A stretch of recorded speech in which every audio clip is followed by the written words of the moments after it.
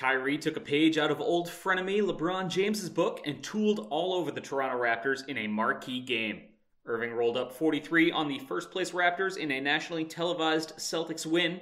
Boston survived a visit from Toronto 123 to 116 in overtime.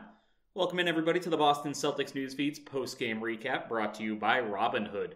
Reporting from Boston, Massachusetts, I'm Mike Walsh for CLNS Media, the leading online provider of audio-video coverage for the NBA's winningest franchise. What a performance. Irving had 18 at halftime and then one-upped himself in the second half and OT for 43 points and 11 assists. In 5 minutes of overtime, he had 4 points and 4 assists as Boston simply could not miss. Friday night's ESPN showcase lived up to the billing. Boston led by as many as 13 in the first half, before Toronto looked like it took over and led by 10 in the second half.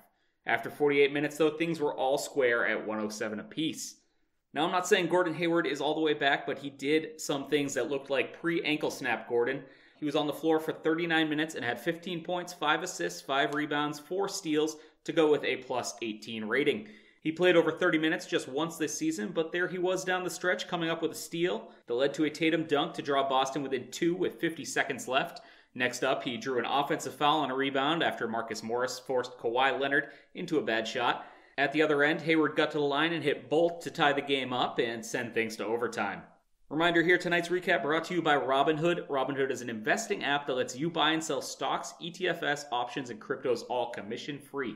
It's a non-intimidating way for stock market newcomers to invest for the first time with true confidence. I've been tooling around the Robinhood.com site, put some money in it, and it's really neat. You can search out companies you know of or find out info on some you don't. And then it's really 1 or 2 clicks before your money starts going to work for you. I went in, I found Red Hat, a software company I used to work for, and then I just picked something up that looked like it was doing well because there's these super helpful charts and graphs and different categories so you know what the most popular stocks are right now, or even something like, what companies have a female CEO.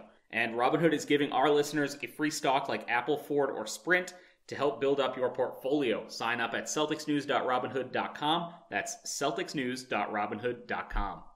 Hayward started OT hot as well, scoring the team's first 4 points, while Mook again locked down Leonard, who had 31 and 15 but needed 25 shots to get there. Speaking of Morris, he looked bright-eyed and bushy-tailed after a sick day.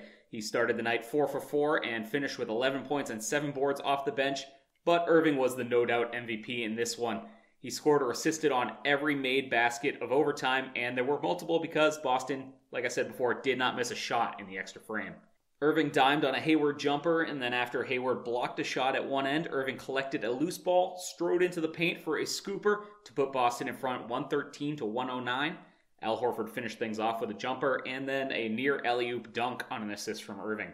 Boston moves to 9-6 and within 2.5 games of the Raptors, who have now lost 3 straight and are 12-4 overall. The Celtics' tough schedule gets no easier, as this was the opening night of a back-to-back, and the Utah Jazz will be in town Saturday night at 7:30. Keep it tuned to clnsmedia.com and at CelticsCLNS on Twitter for all the latest info, and head over to our YouTube page, youtube.com/CLNSmedia for full locker room video from this one. For the CLNS Media Network, this has been Mike Walsh.